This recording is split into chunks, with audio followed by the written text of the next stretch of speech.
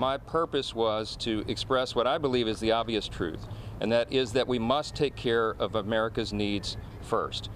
When you talk about America's needs, you have to talk first about our open border. The other big priority for our country, of course, is the funding of our government. And we have been working in good faith, quite literally around the clock, to get that job done. We're very optimistic. That was the Speaker of the House, Mike Johnson, after meeting with President Biden and other top congressional leaders at the White House yesterday. They all discussed Ukraine aid and 2 upcoming government shutdowns, potentially. The first deadline happening this Friday, March 1st, and then the second on March 8th. Senate Majority Leader Chuck Schumer, however, came out of the meeting saying that the priority is Ukraine. Watch this. The meeting on Ukraine was one of the most intense I have ever encountered in my many meetings in the Oval Office. The overwhelming sentiment in that meeting is we got to do Ukraine now. And there are other issues, including border, which we should address, but not now. We said to the Speaker, get it done. I told him this is one of the moments, I said, I've been around here a long time. It's maybe 4 or 5 times that history is looking over your shoulder. And if you don't do the right thing, whatever the immediate politics are, you will regret it. Joining me right now is Wisconsin Senator Ron Johnson, a member of the Senate Homeland Security, Budget and Finance Committee. Senator, it's good to have you this morning. Welcome. You're a member of the Senate Homeland Security Committee. What is your reaction to what you just heard from Chuck Schumer? The money needs to go to Ukraine now, the border, but can be done later. I think it is amazing when we hear story after story of illegal immigrants raping and murdering Americans, that only one individual in the Oval Office was pointing out that the top priority of government should be to secure our border, to end that clear and present danger to America. So I give Speaker Johnson a great deal of credit for taking the abuse, defending the American people, while the other people in the Oval Office is saying, are saying, we have to first defend Ukraine. Listen, I'm sympathetic with the people of Ukraine. I think Vladimir Putin's an evil war criminal. But I haven't seen any kind of strategy for Ukraine to actually win. And I've been making the point that there's no way that Vladimir Putin will lose. So what are we spending $60 billion on it? But again, our top priority must be to secure the border. That's what the American people expect. It's amazing that the leaders in that Oval Office, only one, acknowledge that reality. Well, it is amazing. It was amazing to me as well. I watched that press conference live, and I was astonished by Chuck Schumer on the day that everybody was talking about Laken Riley. The fact that she was murdered, a beautiful young nursing student who had her life ahead of her was murdered, and her skull was I can't even discuss it. It's just so disgusting. Was mangled. And there was no conversation whatsoever about that. He said the money needs to go to Ukraine now. And again, these are just the recent examples. A 2-year-old killed in a crossfire, a 14-year-old raped by an illegal immigrant. And again, these are just recent examples. This has been happening for years under the Biden administration. So, unfortunately, it's Republican leadership as well. Our leader, his top priority is also Ukraine. And again, there's no strategy for winning this war. I know Schumer comes out and said if they don't get $60 billion, if they get it, they win. If they don't, they lose. How are they going to win? Russia has 4 times the population. The average age of a Ukrainian soldier is 43.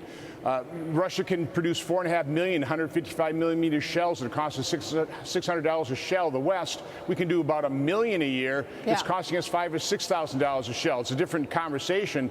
But again, look at the reality of the situation. Our goal, our policy goal, should be to reduce tension in the world, not fuel the flames of a 2-year bloody stalemate. Well, the president is going to the border today. Will it make a difference? No. The only thing that will make a difference. Pardon me. The president's going to the border tomorrow. My mistake, of course. Yeah, tomorrow, Thursday. The only thing that will make a difference is if public pressure is brought to bear and President Biden realizes he has to secure the border. That's what Republicans should have done. Yeah. That's what Leader McConnell blew in the negotiations over Ukraine funding. All we were asking for was an enforcement mechanism to force this president to use the authority he has. Yeah. President Trump used existing law, secured the border. President Biden used the same authority to open the border. He can close it. If he needs some help, if we need to strengthen that authority, we're happy to do it. We didn't want an immigration bill. We wanted a bill to force him to secure the border. Yeah. And again, it's just so disappointing that even our Republican leader, his primary objective is Ukraine funding and not securing the border. It's quite astonishing, frankly. It really is. Let me get your take on what's taking place today on Capitol Hill. Hunter Biden will be on Capitol Hill today, testifying under oath before the House Oversight and Judiciary Committees. Hunter's lawyer and committee Democrats are expected to bring up Alexander Smirnov, the former FBI informant who is now accused of lying about the Biden business deals in Ukraine. Oversight Committee Chairman James Comer joined me on the program yesterday to discuss Smirnov and the FBI. Watch this. They had successfully used this informant to prosecute criminals in the past, and he had been with the Bureau over a decade. They've indicted him, and more is coming out about the informant, what role he played for the FBI. The FBI paid him to be a spy in Russia.